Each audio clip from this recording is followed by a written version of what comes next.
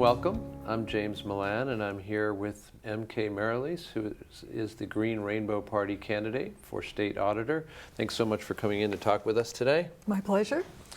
I'm going to go over the format for this interview very quickly. This is a live-to-tape interview, and that means there will be no edits once we begin.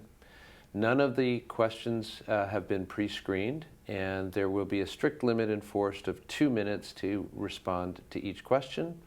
We're going to begin with an opening statement from the candidate, move into the series of questions, and then conclude with a closing statement.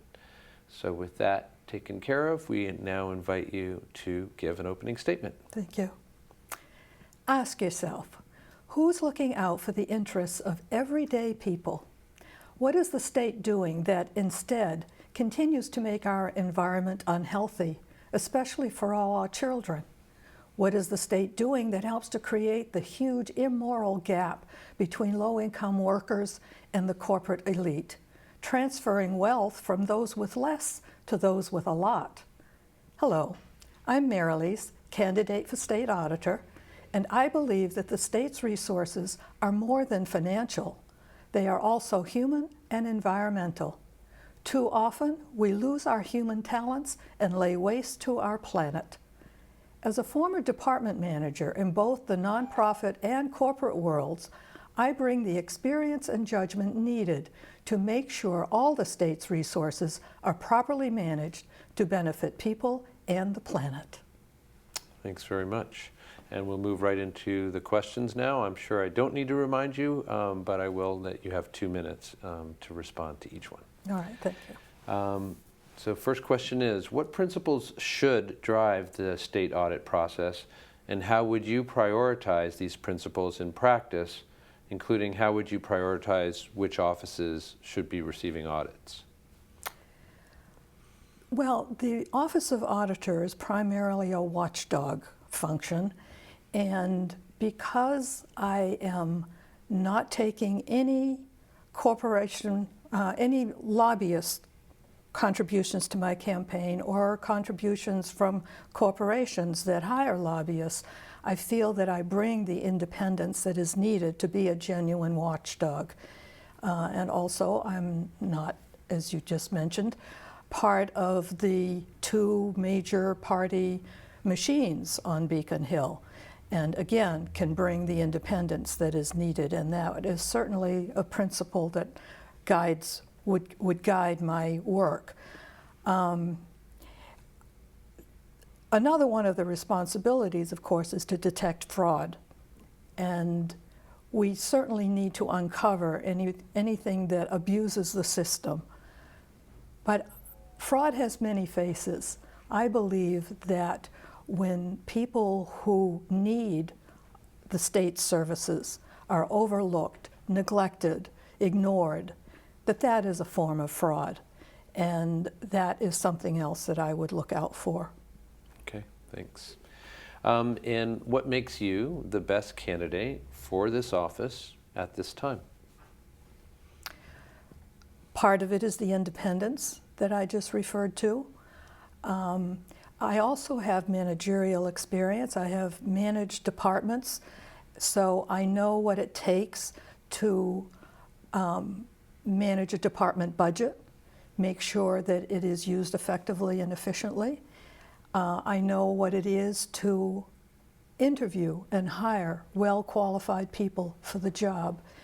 And I think that there are so many specialty fields within the department of an auditor, the people who know technology and can help us make that operation work better, more thoroughly. The people who are experienced auditors.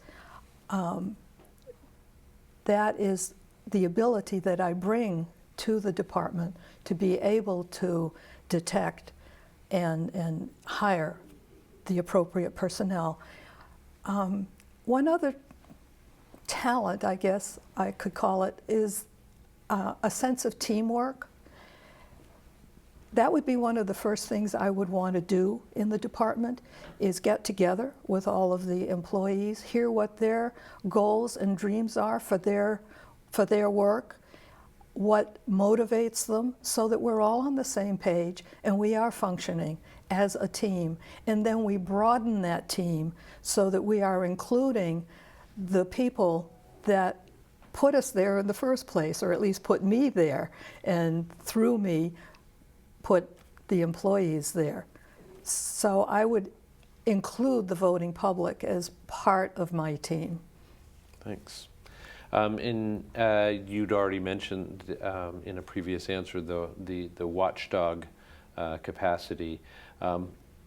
This question applies to that. What systems would you put in place to assure that state auditors are impartial, aggressive watchdogs on behalf of the taxpayer? That would be part of the hiring process and understanding people and their background. And I would be a little uncomfortable accepting contributions, as the current auditor is doing, from employees in the department. I think that sort of almost, I wouldn't want any kind of hidden implication that by their supporting me, I will support them. It needs to be certainly a congenial and friendly relationship, but not one that carries obligations with it. Okay. And I'll just preface the next question by saying it's a little long, so just All right. bear with me.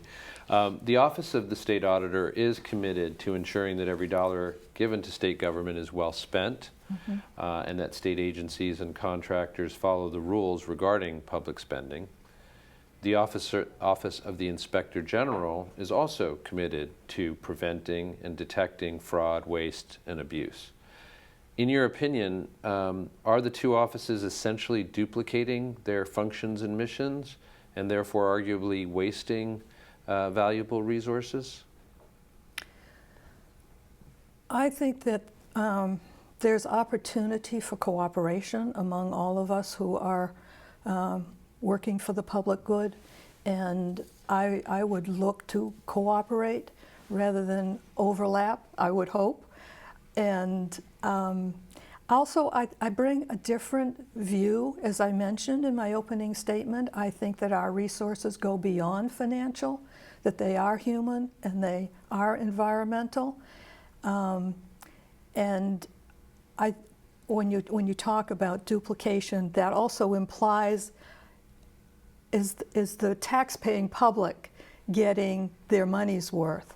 And there is legitimate concern about tax and spend policies, but I would make a distinction between spending and investing.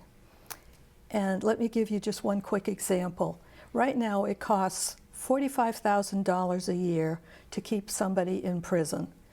And half the people haven't even been convicted yet. They're there because they couldn't afford bail. Most of them are there for nonviolent drug abuse, and yet we're being asked to build more jails to accommodate them. It seems to me that $45,000 would be, instead of spending it in that way, we should invest it in treatment and in training for the individual, and that benefits not only that individual, but families, neighborhoods, communities. It contributes to the well-being of all of us. So I think by making distinctions like that, I would certainly be carving out a separate path that brings value to the public, but that does not duplicate what somebody else is doing. Thanks. If you are elected, what improvements would you pursue for the Office of State Auditor? I would take my guidance, first of all, from those who are already in the department and working there. I would take my guidance from technology experts. As it happens, my campaign manager is a man named Mel King, and in addition to being a politician, he's an educator. He taught at MIT for 25 years, and right now he is the director of a technology center. So it's not as if, although I don't consider myself a techie, I know where to go to get the information that would be needed for any kind of improvements along those lines. I would also set up sessions around the state to hear from the people who are, and ask them what they feel the state may or may not be doing to solve the problems that they are experiencing and help them in their struggles.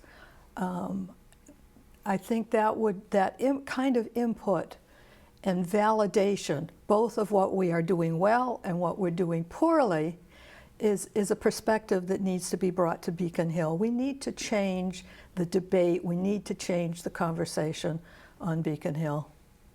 Okay.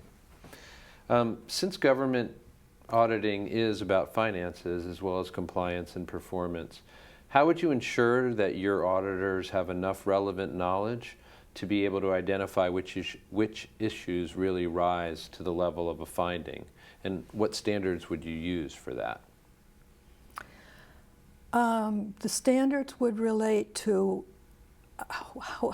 where are we more likely wasting rather than investing. I go back to the difference between spending and investing.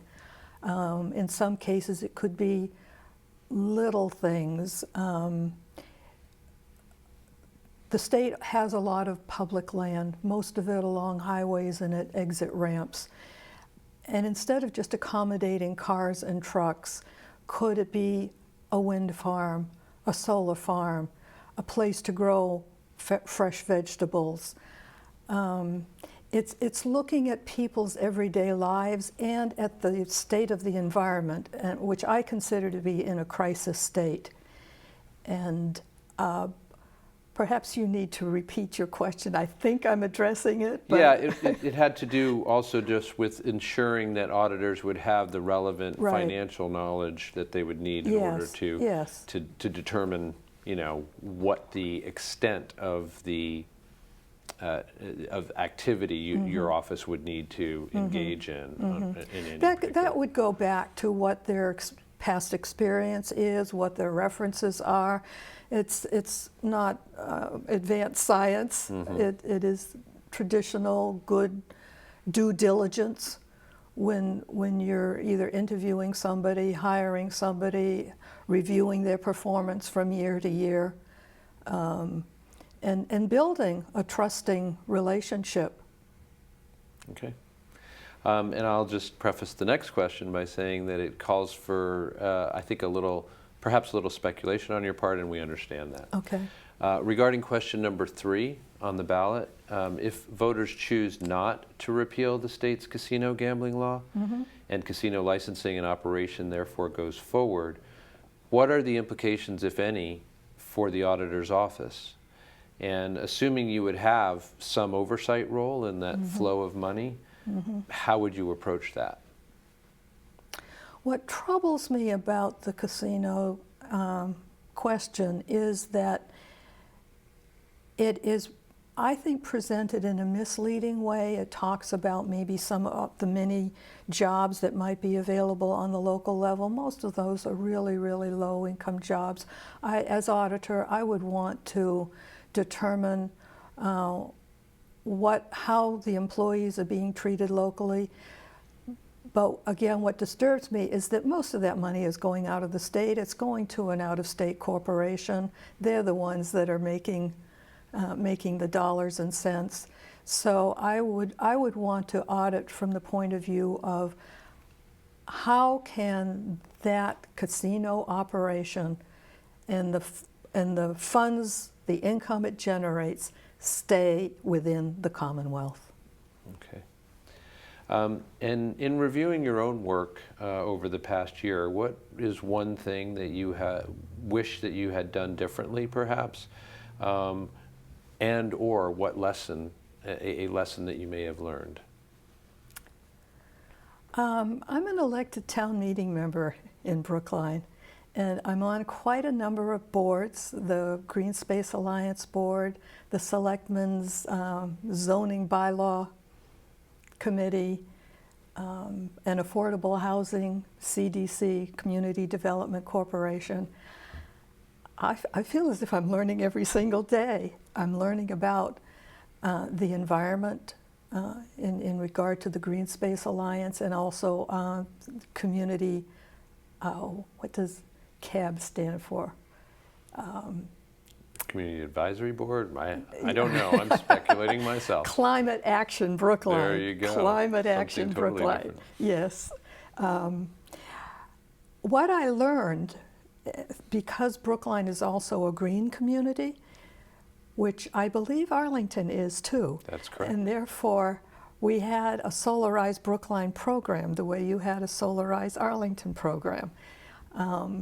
So I did a lot of research into the things that I could do to improve my home. I put solar panels on my roof, and I did things to seal the leaks in my home. So it does seem as if every day is kind of a learning process, and being open, not coming to hard and fast conclusions, but being open and willing to learn what the story is, and maybe challenge your own assumptions a little bit. Mm-hmm. Great, and that actually brings us to the last question in this series. If you could give us one example of an issue that you and your opponents agree on, and then two examples of issues on which you differ, and why it is that your own positions would represent the best interests of Massachusetts. I think we agree on the fact that we're all sincere. We really all are motivated to do the best job that we can. We have different views of what that best job is. I think that the auditor's job is more than number crunching, whereas I think the Republican candidate pretty much focuses only on what the procedures are as more of a corporate auditor. For me, being a public auditor, a state auditor, involves looking at people and the climate, as I keep saying, and meeting the needs of the public and auditing those things.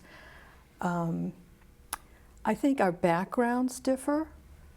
I grew up in Lawrence, Massachusetts. I was the first in my family to go to college, and that college was Harvard. I went through on scholarship.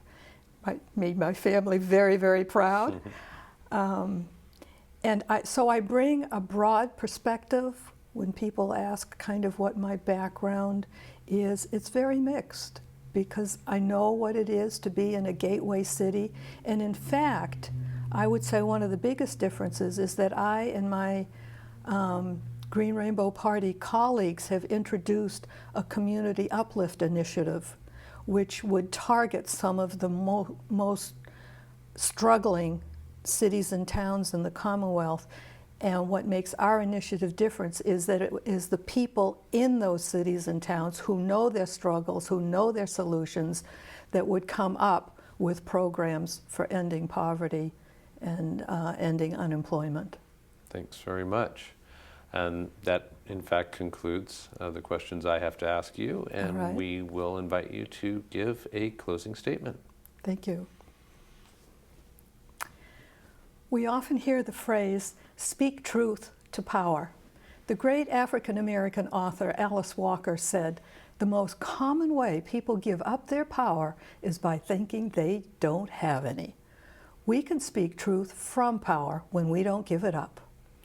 As caring human beings, we have the ability to call on the power of love, to say we have the power of community, that we can make the dream work with teamwork.